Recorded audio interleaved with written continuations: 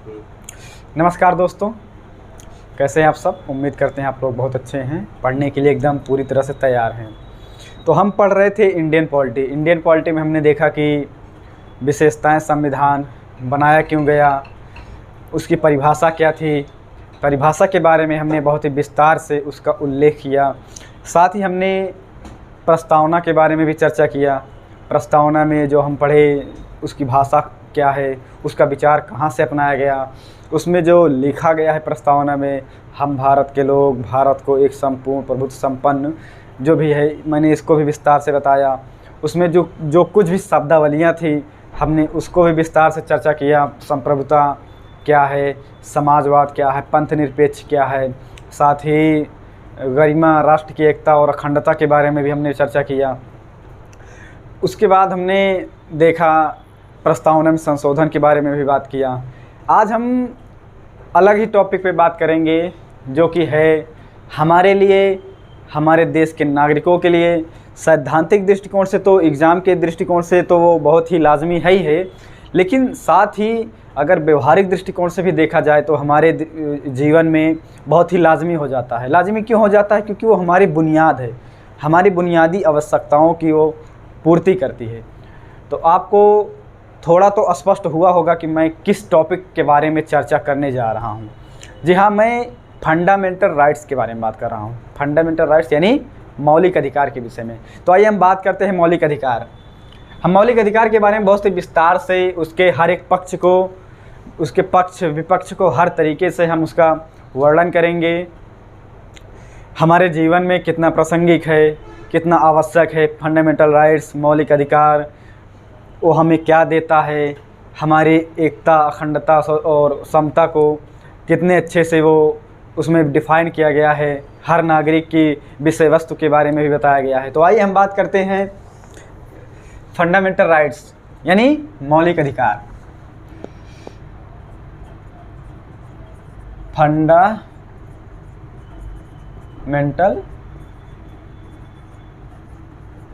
Rights यानी मौलिक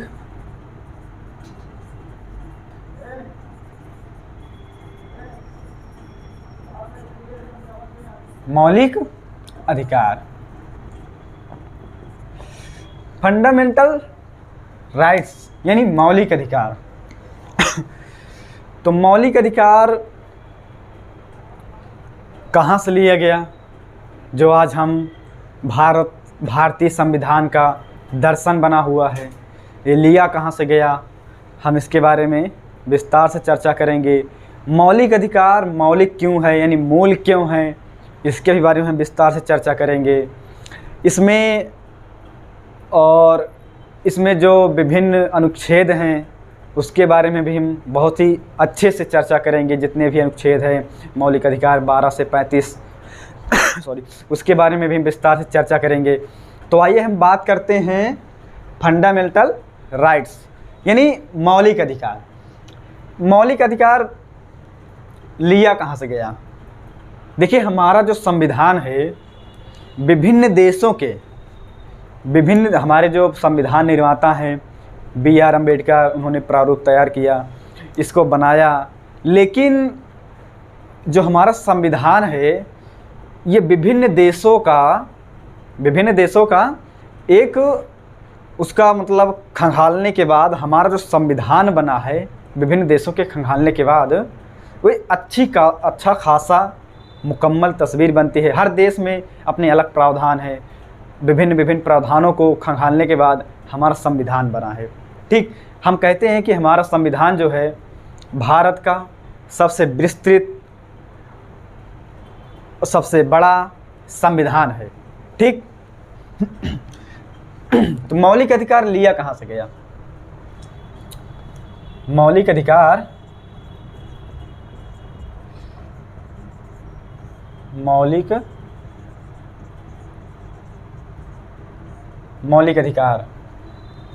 कहाँ से अपनाया गया ये? तो हम कहते हैं ये अमेरिका। कहाँ से? अमेरिका से अपनाया गया। ठीक। मौलिक अधिकार कौन सा भाग है, भाग किस भाग में इसका उल्लेख है, इसका वर्णन है भारतीय संविधान में, किस भाग में इसको लिखा गया है, जितने सारे अनुच्छेद हैं। तो भाग की हम बात करते हैं तो भाग 3 में हमें क्या मिलता है, हमें मौलिक अधिकार। भाग 3 में हमें मौलिक अधिकार देखने के लिए मिलता है। साथ ही मौलिक अधिकार को भारत का मैग्ना कार्टा भी कहा जाता है। क्या कहा जाता है? भारत का मैग्ना कार्टा भी कहा जाता है। ठीक, क्या है ये मौलिक अधिकार? भारत का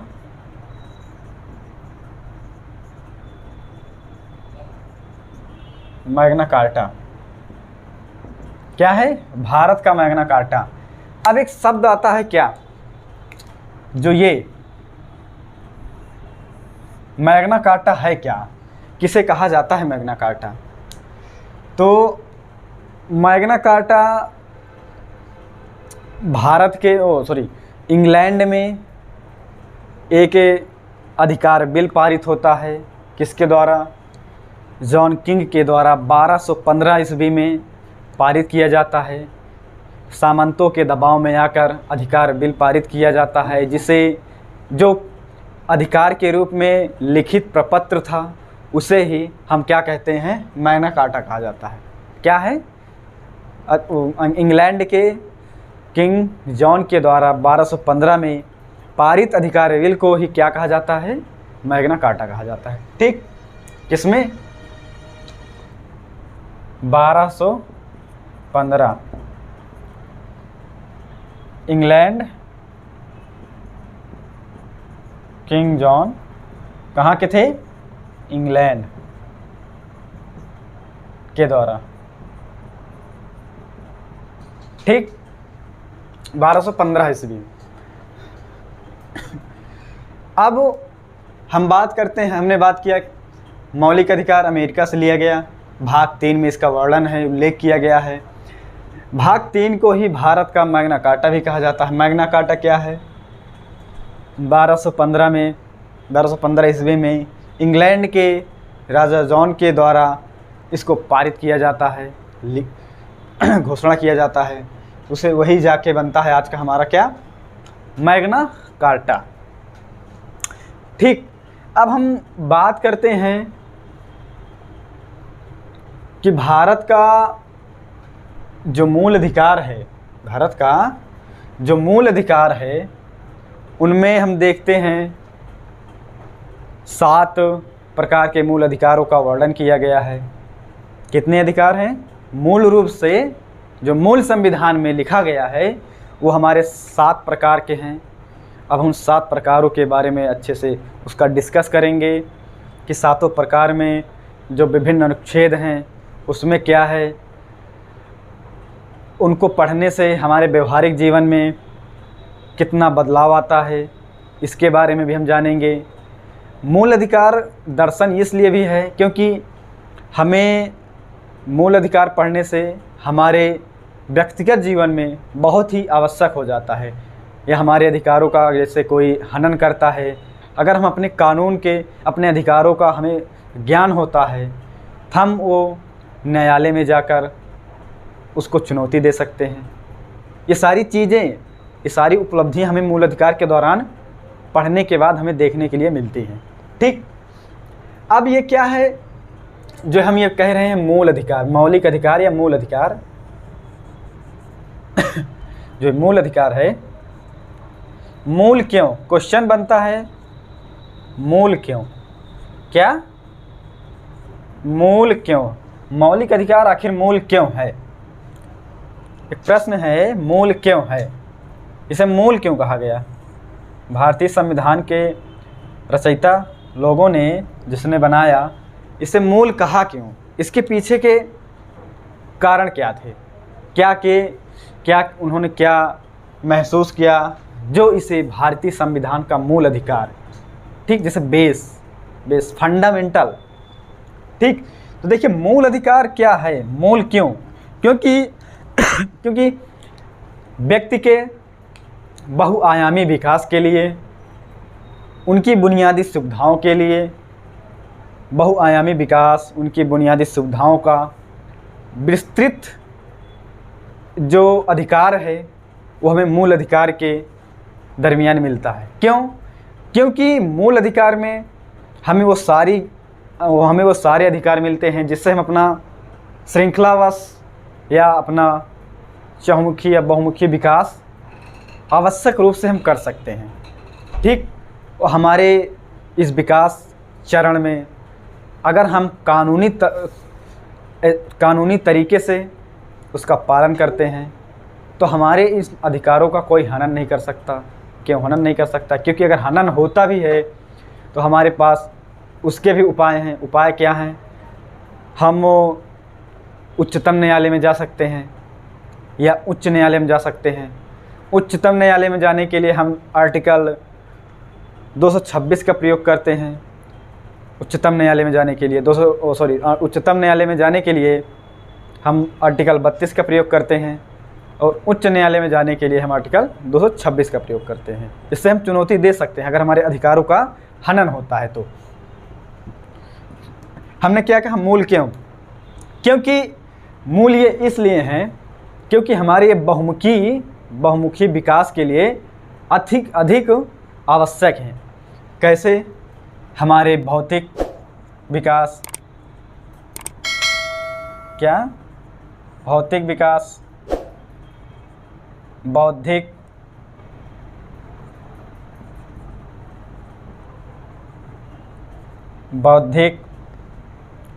नैतिक,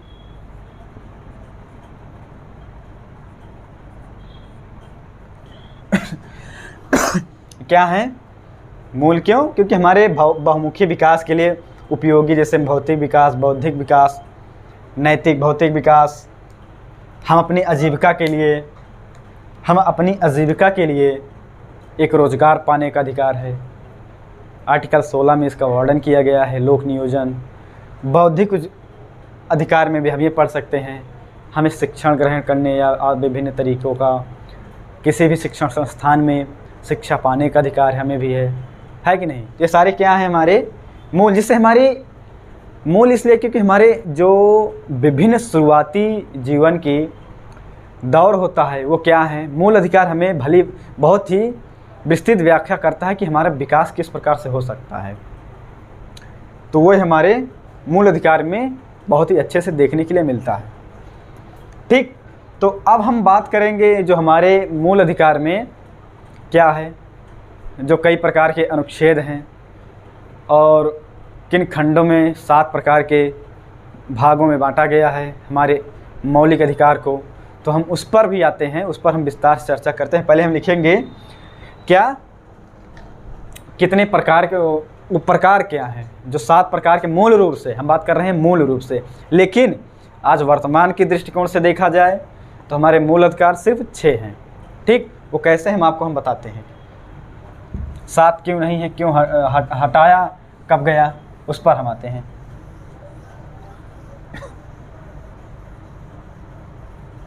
ठीक, अब आते हैं हम मौलिक अधिकार के प्रकार।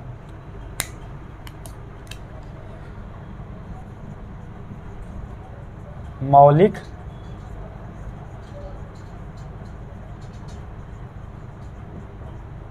अधिकार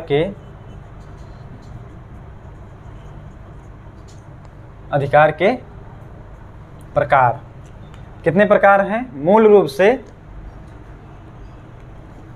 7 हैं।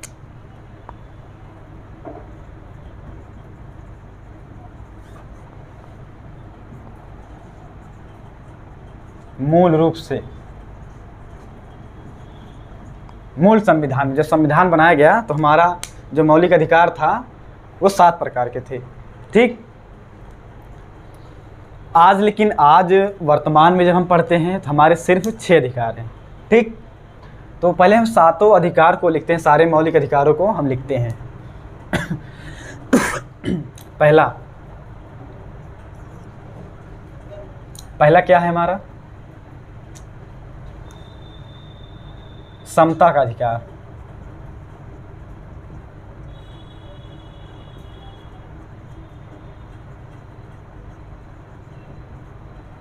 समता का अधिकार, कितने आर्टिकल हैं इसमें? अनुच्छेद 14 से 18। ठीक, उसके बाद आता है स्वतंत्रता का अधिकार।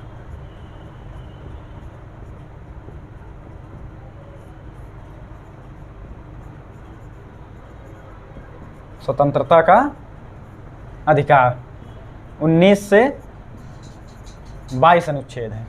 ठीक, हम सब इन सभी अनुच्छेदों को जो जितने भी हैं हम उसका विस्तार से उस विषय पर हम विस्तार से चर्चा करेंगे। ठीक, उसके बाद आता है हमारा तीसरा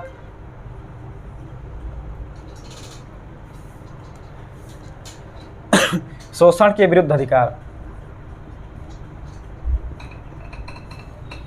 शोषण के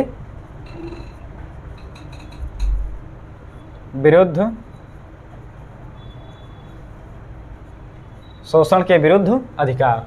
कितने आर्टिकल हैं इसमें?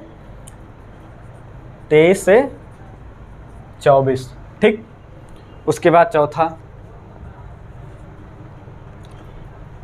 धार्मिक स्वतंत्रता का अधिकार। कौन सा? धार्मिक स्वतंत्रता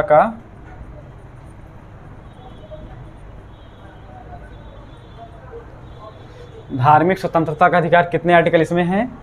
25 से 28। ठीक, उसके बाद हमारा पांचवा आता है,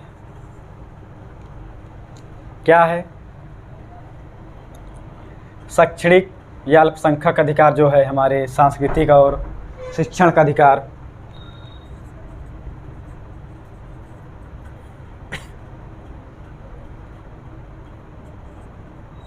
संस्कृति एवं शिक्षण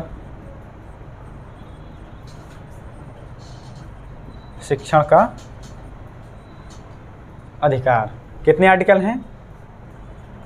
29 से 23। ठीक, उसके बाद हमारा छठा नंबर कौन सा है? संपत्ति का अधिकार।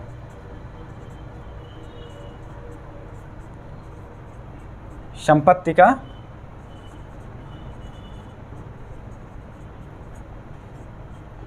का अधिकार कौन सा आर्टिकल है इसमें? आर्टिकल 31। ठीक, उसके बाद सातवां एंड लास्ट हमारा आता है संवैधानिक उपचार का अधिकार।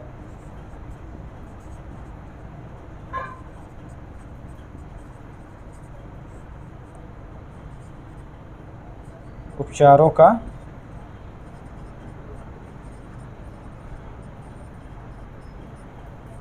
अधिकार। आर्टिकल कौन सा है?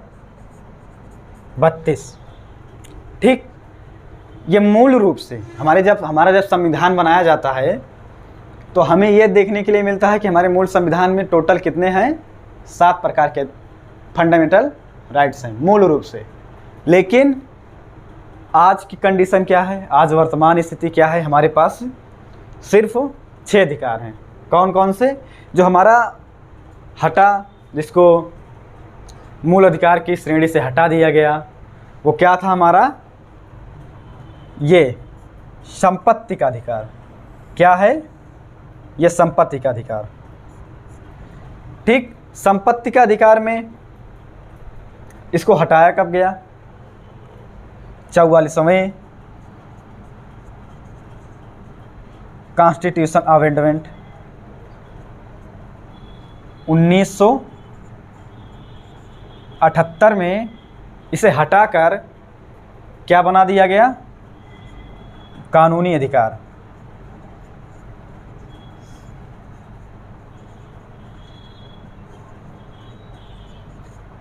कौन से भाग में इसको लिखा गया है? अब भाग 12 आर्टिकल कौन सा है? 300A। ठीक,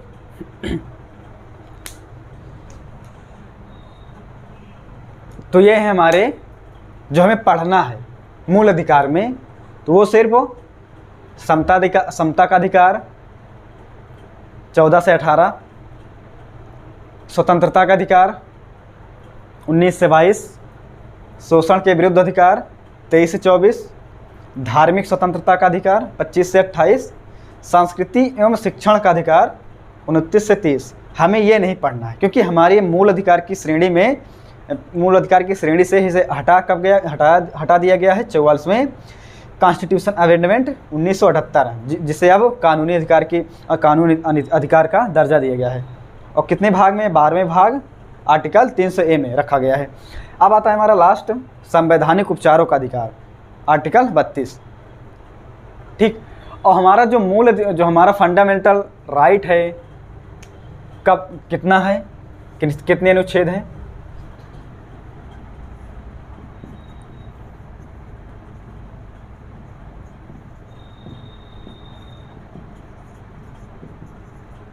बारह से 35।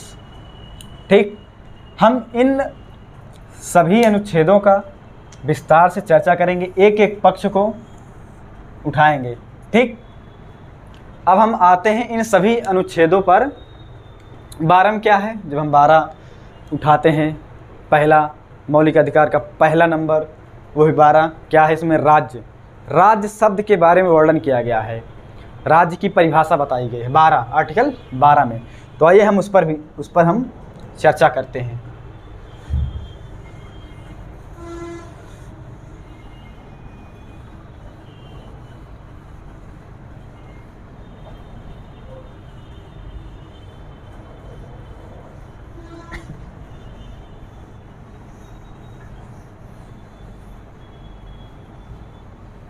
ठीक, अब हम आते हैं आर्टिकल 12 यानी राज्य की परिभाषा।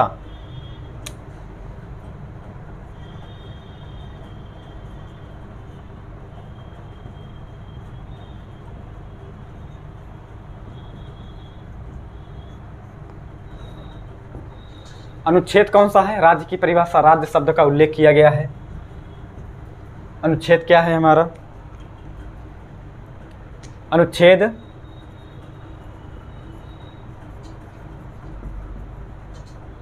12। ठीक, क्या है? राज्य की परिभाषा। अब राज्य की परिभाषा क्या दी गई है संविधान में? राज्य की परिभाषा क्या बताई गई है? किसको हम कहेंगे हैं ये राज्य है, राज्य के अंग हैं? ठीक, तो हमारे राज्य की परिभाषा में क्या आता है उसको हम देखते हैं। राज्य की परिभाषा क्या बताई गई है? भारत की संसद, भारत की संसद, राज्य के विधानमंडल एवं विधान परिषद, अंग जो है राज्य के अंग,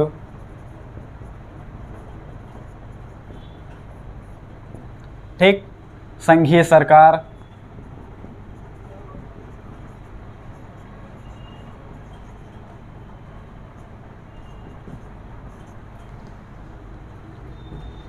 उसके बाद स्थानीय निकाय जो क्या है हमारी नगर पालिका,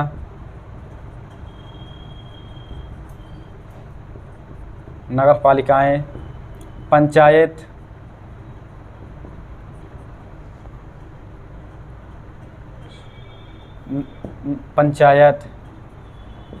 जिला बोर्ड, सुरक्षा, ये आदि जो हैं हमारे राज्यपाल, राष्ट्रपति, ये जो भी हमारे संवैधानिक पद हैं संघ सरकार, केंद्र सरकार के, वो हमारे क्या हैं? राज्य की परिभाषा में उनका उल्लेख किया गया है। ठीक, तो क्या थे हमारे आर्टिकल 12 में राज्य की परिभाषा। अब आता है हमारा आर्टिकल 13।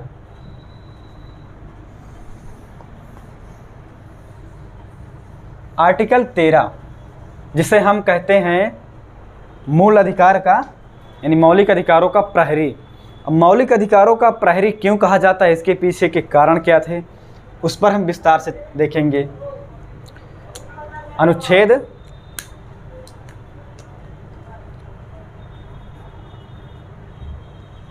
अनुच्छेद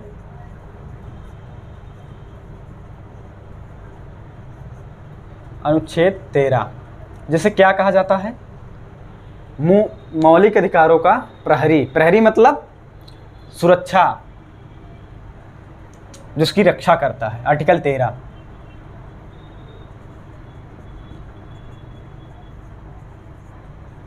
मौलिक अधिकारों का प्रहरी। ठीक, मौलिक अधिकारों का प्रहरी। अब प्रहरी क्यों, इसके पीछे के कारण क्या हैं, इसके ऑब्जेक्टिव क्या हैं, इसके विषय में हम बात कर लेते हैं। देखिए, मौलिक अधिकारों का प्रहरी, इसके पीछे का आर्टिकल 13 में व्यापक रूप से इसका वर्णन किया गया है। यदि कोई भी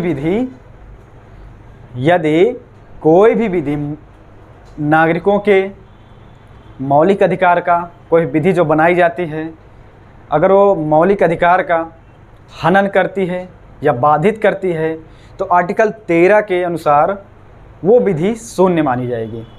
क्या कहा मैंने, यदि कोई विधि मौलिक अधिकार का हनन करती है, वो विधि न्यायालय द्वारा शून्य बताई जा सकती है, यानी बताई जाती है। ठीक, जो मौलिक अधिकारों का हनन करती है, कोई विधि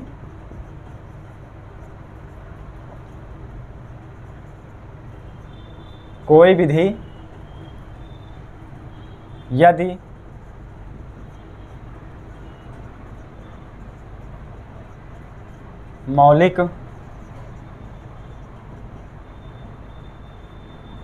मौलिक अधिकारों का हनन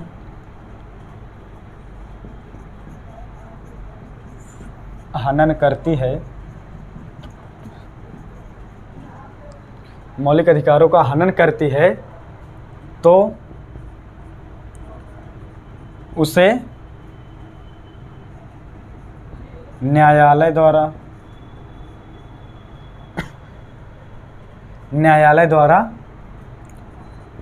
शून्य मानी जाएगी।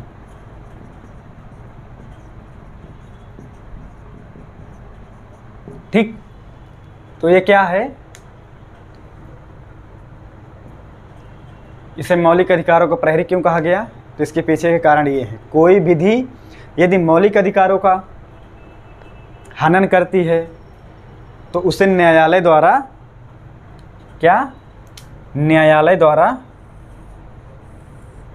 शून्य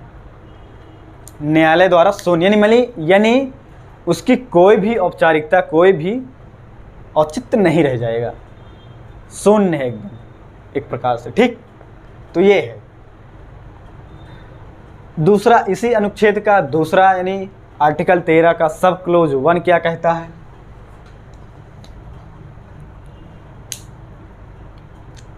अनुच्छेद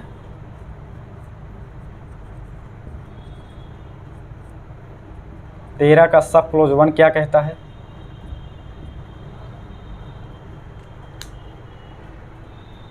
यदि संविधान लागू होने के पूर्व, यानी जब हमारा संविधान बना 26 नवंबर 1949 को लागू होता है, लेकिन उसके पहले जो हमारा संविधान लागू नहीं हुआ, तो उसके पहले जो भी विधि बनाई गई थी, यदि वो हमारे मौलिक अधिकारों का हनन करती है, तो वो भी शून्य मानी जाएगी। ठीक, तो इसका उल्लेख अनुच्छेद 13 सब क्लोज 1 में कहा गया है। क्या है,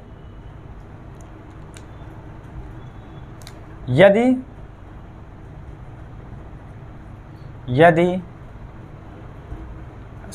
संविधान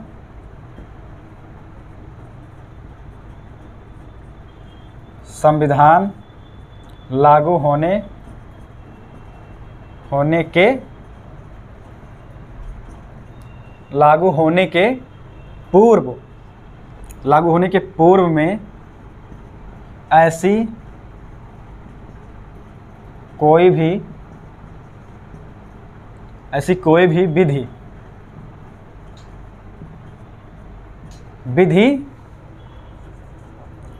विधि हो जो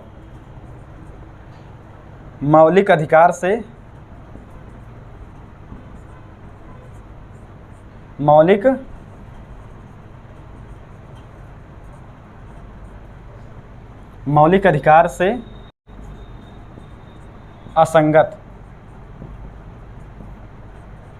अधिकार से असंगत हो तो उसे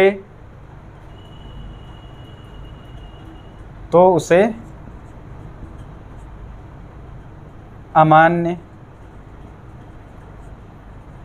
माना जाता है। ठीक, तो ये था हमारा अनुच्छेद 13 सब क्लोज 1 में क्या है, संविधान लागू होने के पूर्व में ऐसी कोई विधि हो जो मौलिक अधिकार से असंगत, क्या है, असंगत यानी उसके विपरीत हो तो उसे अमान्य माना जाता है। ठीक, वो विधि शून्य है, जैसा इसी का प्रतिरूप है। और दूसरा हमारा आता है अनुच्छेद इसी का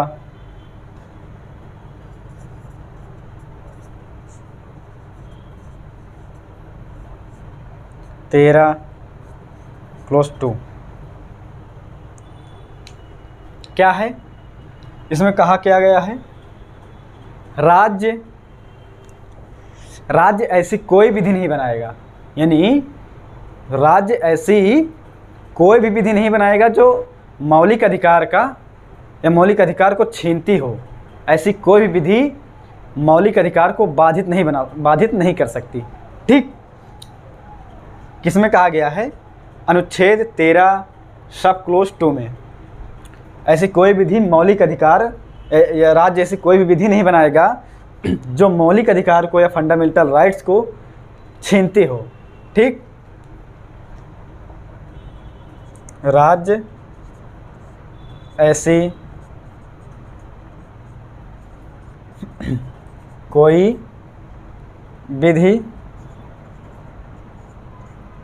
नहीं बनाएगा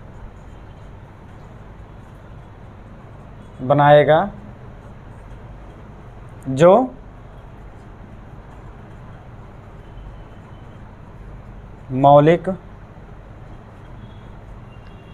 मौलिक अधिकार को छीनती हो।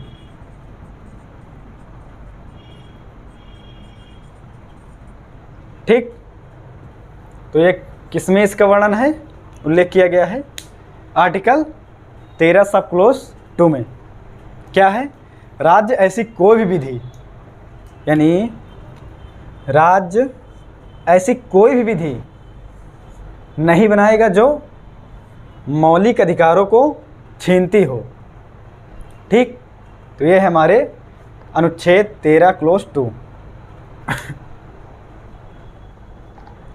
अब आते हैं हम इसी का तीसरा खंड है, आर्टिकल अनुच्छेद 13 सब क्लोज 3। ठीक,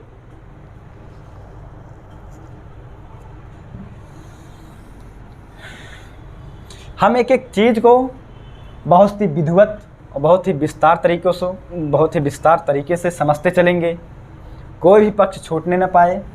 आपके परीक्षा के दृष्टिकोण से जो भी उपयोगी है वो आपको सब हर एक चीज़ें बताई जाएंगी।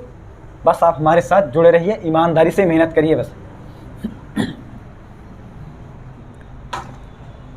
अब आता है हमारा अनुच्छेद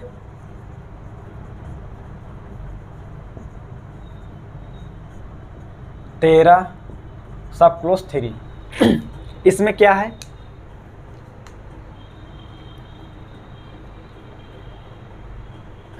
विधि के समान, यानी ऐसी विधि या विधि के समान कोई भी विधि या आदेश, अधिनियम, उपनियम या नियम जो भी हैं, इसको बाधित करती हैं, मौलिक अधिकार को, उसका हनन करती हैं, उसको उच्चतम न्यायालय आर्टिकल 32 और उच्च न्यायालय आर्टिकल 226 के द्वारा न्यायालय में चुनौती दी जा सकती है।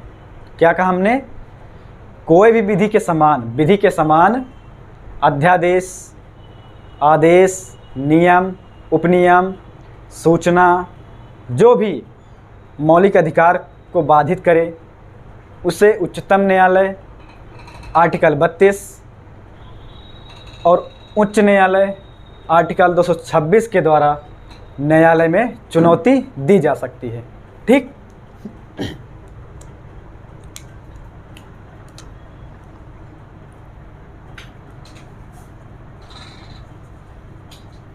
विधि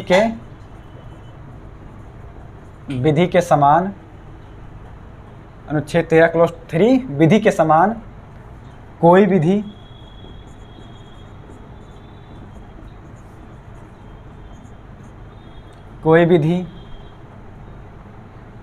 जैसे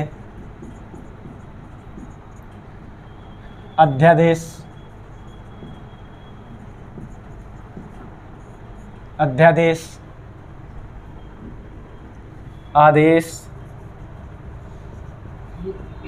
आदेश, नियम,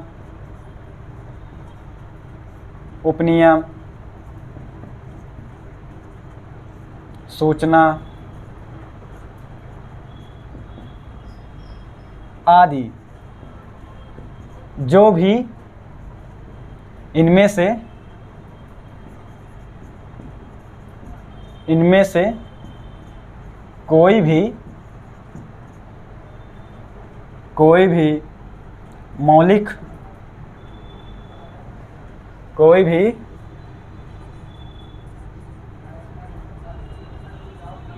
मौलिक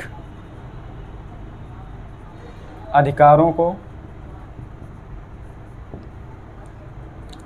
को बाधित करती हो, उसे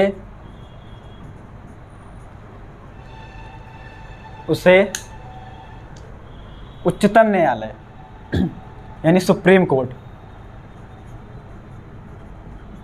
उच्चतम न्यायालय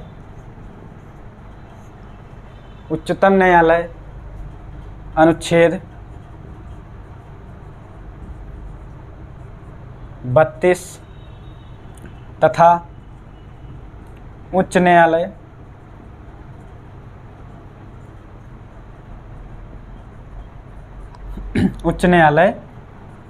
अनुच्छेद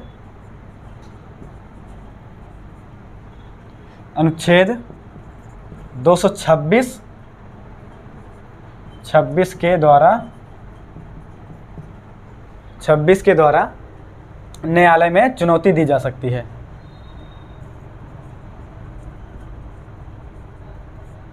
न्यायालय में चुनौती दी जा सकती है। ठीक, तो ये था हमारा अनुच्छेद 3 सब क्लोज, अनुच्छेद 13 सब क्लोज 3। क्या कहा गया है इसमें, विधि के समान कोई विधि जैसे अध्यादेश, आदेश, नियम, उपनियम, सूचना आदि,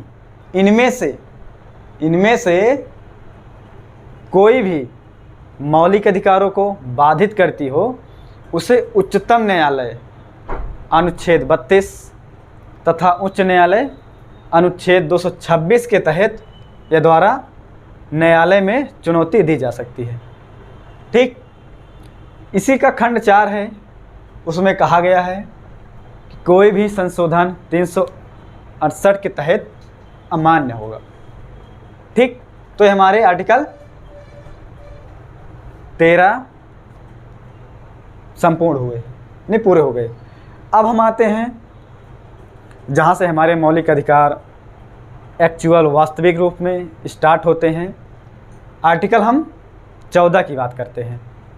ठीक, अब हम आएंगे आर्टिकल 14, यानी जहाँ से समता का अधिकार स्टार्ट होता है। ठीक, तो चलिए अब हम पढ़ते हैं। बहुत ही अच्छे तरीके से हम अपने अधिकारों को व्यवहारिक जीवन में भी बहुत अच्छे से लागू होते हैं और सैद्धांतिक यानी हम अपने परीक्षा के दृष्टिकोण से भी बहुत उपयोगी हैं। बहुत ही ध्यान से पढ़िएगा, हर एक चीज़ को बहुत ही बारीक से समझते चलिएगा, क्योंकि कहीं न कहीं आप अगर गलती करते हैं तो आप एग्ज़ाम में ज़रूर गलती करके आएंगे वहाँ भी। कभी कभी ऐसा होता है कि हमें जो इम्पोर्टेंट नहीं लगता वह एग्ज़ाम में पूछ लिया जाता है। तो चलिए हम बात करते हैं अनुच्छेद 14 की, यानी समता का अधिकार। क्या है हमारा? हेडिंग लेंगे हम समता का अधिकार।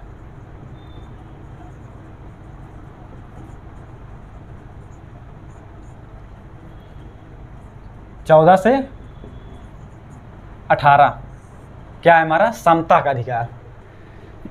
अब हम बात करेंगे समता के अधिकार में पहला आर्टिकल अनुच्छेद 14।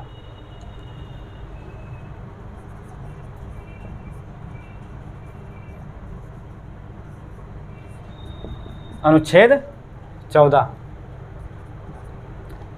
अनुच्छेद 14 में कहा क्या गया है? इसमें कहा गया है विधि के समक्ष समता और विधियों का सामान्य संरक्षण। इसमें दो फैक्ट हैं, यानी इसमें दो तथ्य हैं। क्या है? देखिए क्या है इसमें? विधि के समक्ष समता और विधियों का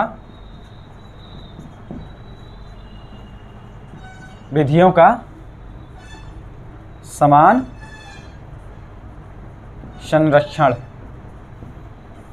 ठीक, अब आपको ये अवश्य दिखाई दे रहा होगा कि इसमें आप ध्यान से देखिए, एक पक्ष ये है विधि के समक्ष समता और दूसरा पक्ष आपका ये है विधियों के समक्ष विधियों का समान संरक्षण। इसके मायने भी अलग हैं और ये अपनाए भी अलग अलग देश से हैं, अलग अलग कंट्री से हैं। ठीक, अलग अलग राष्ट्र से अपनाए भी गए हैं। हम इसका भी हम बहुत विशद व्याख्या संविधान में दी गई है और बहुत ही बखूबी से समझेंगे ये कितना उपयोगी है अगर हम इसको समझते हैं अच्छे से। ठीक, तो अब हम बात करते हैं विधि के समक्ष पहला पक्ष उठाते हैं। क्या है पहला पक्ष? पक्ष 1 क्या है हमारा? विधि के समक्ष समता। क्या? विधि के समक्ष समता।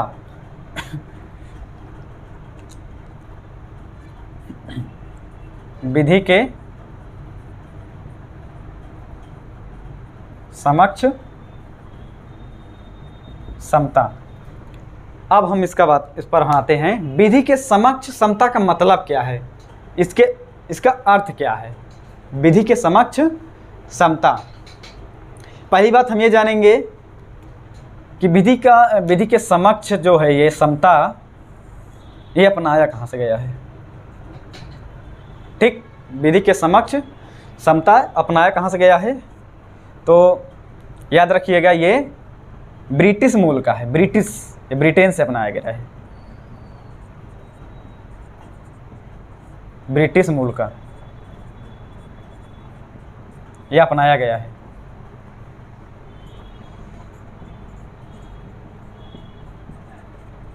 ठीक, अब हम इसकी व्याख्या पर आते हैं। क्या? विधि के समक्ष समता क्या है? विधि के समक्ष समता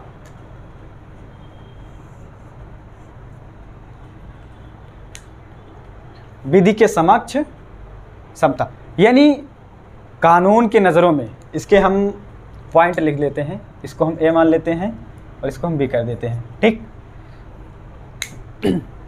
विधि के समक्ष समता, इसका मतलब है, इसका अर्थ क्या है, विधि या कानून की नज़रों में हर नागरिक समान होगा, कोई भी या किसी संवैधानिक पद पे हो, कोई भी हो, कानून की नज़रों में हर एक व्यक्ति समान होगा। भारत का कोई भी नागरिक, चाहे वो संवैधानिक या बड़े भी पद, किसी भी पद पर हो, कानून की नज़रों में वो सामान्य नागरिक के ही तरह व्यवहार कर सकता है, या वही होगा। ठीक, तो इसका अर्थ क्या है, कानून की या विधि के, इसी को विधि का शासन भी कहते हैं, जिसे हमारे ब्रिटेन के न्यायविद, बहुत बड़े न्यायविद एबी डायसी ने कहा था, इसी को विधि के शासन को ही विधि के समक्ष समता, एबी डायसी।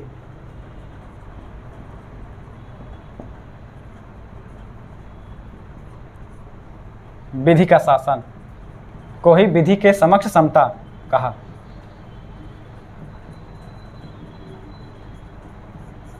ठीक, ये ब्रिटिश न्यायविद हैं। अब हम क्या बता रहे थे, विधि के समक्ष समता, यानी विधि या कानून, विधि या कानून की नज़रों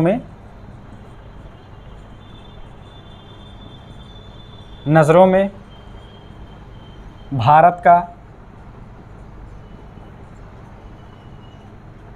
या विदेशी जो भी है, भारत या विदेशी नागरिक, भारत या विदेशी नागरिक, विधि के नज़रों में भारत या विदेशी नागरिक दोनों समान हैं। ठीक, यानी चाहे वो अमीर हो या गरीब हो, या भारत का राष्ट्रपति हो या राज्यपाल हो, कोई भी हो, विधि की नज़रों में यानी कानून की नज़रों में वो दोनों समान होंगे। ऐसा नहीं है, यानी किसी भी नागरिक के पास कोई विशिष्ट विशेषाधिकार नहीं होगा। यानी विशिष्ट विशेषाधिकार यानी किसी के पास कम शक्ति, आपके पास ज़्यादा दे दिया जाए, ऐसा कुछ भी नहीं है। आप कानून की नज़र में समान है। ठीक, आपके पास किसी भी प्रकार का कोई भी विशेषाधिकार नहीं होगा। ठीक, तो ये हमारा का विधि के समक्ष क्षमता। हमने क्या, इसमें कितने क्वेश्चंस बने, इसी को ही एबी डायसी, ब्रिटिश न्यायविद ने, एबी डायसी ने विधि का शासन कहा। दूसरा, ये ब्रिटिश मूल का है या ब्रिटेन से अपनाया गया है, और इसका अर्थ क्या है, विधि या कानून की नज़रों में भारत या विदेशी नागरिक दोनों समान होंगे। ठीक, अब हम आते हैं इसके दूसरे पक्ष पे, यानी किस पर, विधियों का सामान्य संरक्षण। ठीक, विधियों का सामान्य संरक्षण क्या है, विधियों का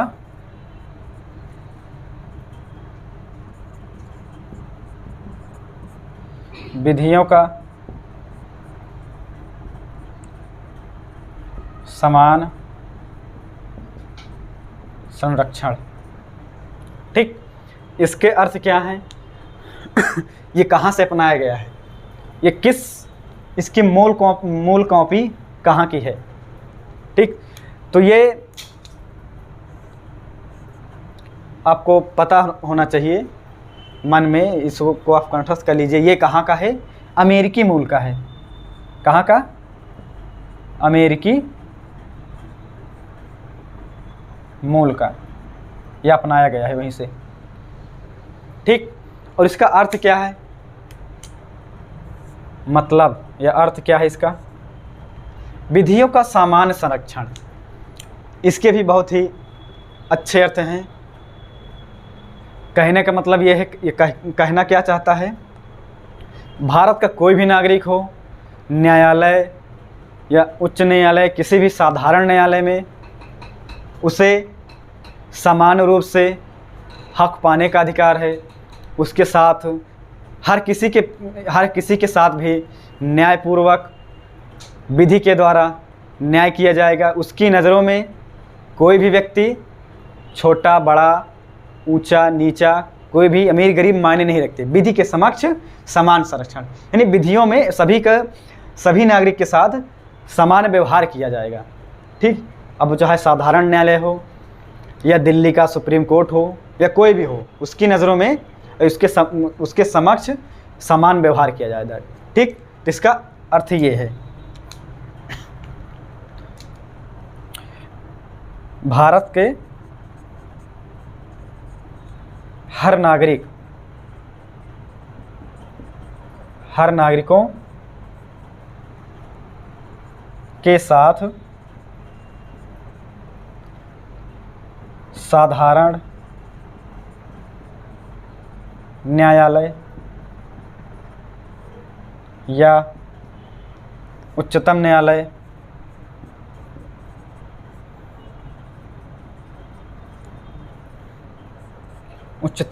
में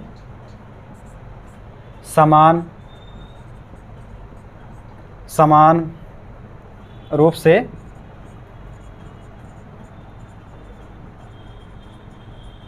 व्यवहार किया जाएगा। यानी समान सुरक्षा की भावना उसके मन में यह विश्वास दिलाया जाएगा कि आपके साथ अन्याय नहीं होगा। इसका अर्थ ये है। ठीक,